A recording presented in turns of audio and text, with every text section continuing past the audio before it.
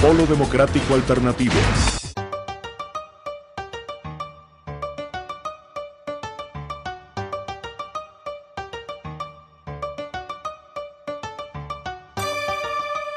De aprobarse la reforma tributaria radicada en el Congreso de la República, que busca quitarles cargas a los empleadores para que les salga más barato contratar mano de obra formal, el presupuesto que hoy maneja el SENA, que ya alcanza los 2.2 billones de pesos para el 2012, se vería disminuido en el largo plazo.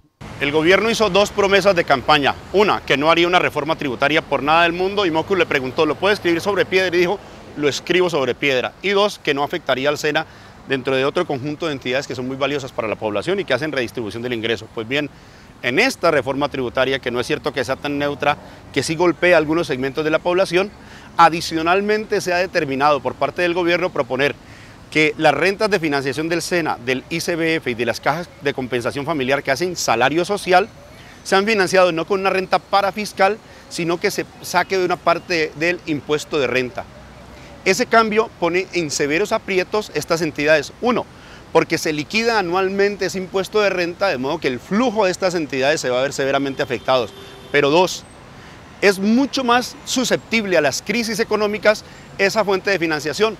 La reforma propone alimentar a las cajas de compensación familiar, el ICBF y el SENA, con un tributo específico que se debatirá en el Congreso, propuesta que no convence a estudiantes y a trabajadores del SENA. En el SENA se forman durante 50 años que lleva casi la población colombiana. Casi el 95% de personas que no pueden acceder a una formación superior vienen al SENA y se forman. Creo que el SENA ha hecho país durante estos 50 años. Acabar con el SENA a partir de los parafiscales es generar un gran proceso de conflicto social que se va a venir porque la gente no va a poder pagar o no va a poder venir a estudiar al SENA. Reducir los parafiscales a los empleadores, como lo propone la reforma, es pensar en el largo plazo que instituciones como el SENA dejarán de cumplir su labor, quedando destinadas a desaparecer. Si antes nosotros teniendo un presupuesto del 2% sobre la nómina, que hoy implica más de 2.2 billones de pesos para financiar el SENA, ¿cómo será mañana cuando el SENA no tenga esa fuente de financiación estable, segura, sino que va a depender, como lo ha dicho el gobierno, de un impuesto que, mal llamado para la equidad, que proponen imponerle a las utilidades, a la renta de las empresas?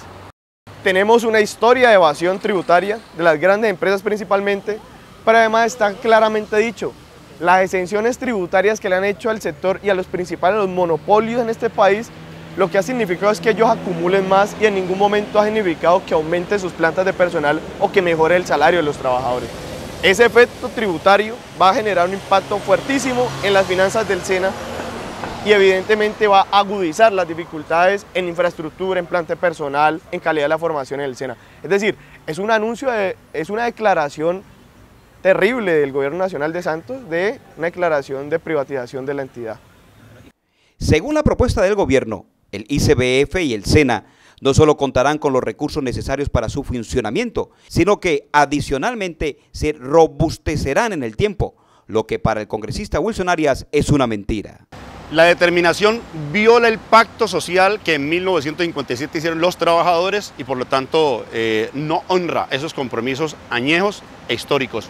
Y de otra parte, viola las promesas de campaña y deja muy mal paradas estas entidades, casi que a riesgo de perder su existencia, y tres entidades que hacen salario social, SENA, ICBF y cajas de compensación familiar. Invitamos a oponernos, por lo dicho, a esta reforma y a lo que pretende hacer con estas instituciones. Votar en contra de la reforma tributaria le pidieron estudiantes y trabajadores del SENA al Congreso, por ser una reforma que golpea a los trabajadores y a la población más pobre de Colombia, mientras se favorece a las multinacionales y al gran capital financiero. Invito a los estudiantes y trabajadores del SENA para que reavivemos ese pacto intergeneracional. El SENA existe hoy porque otros lo fundaron. En 1991, cuando acabaron el SENA, los estudiantes y trabajadores defendimos la entidad para que otros pudieran estudiar. Hoy, usted, estudiante y trabajador, defiéndala para que otras generaciones puedan venir al SENA, al ICBF y a las cajas de compensación familiar. Todo mundo a defender al SENA.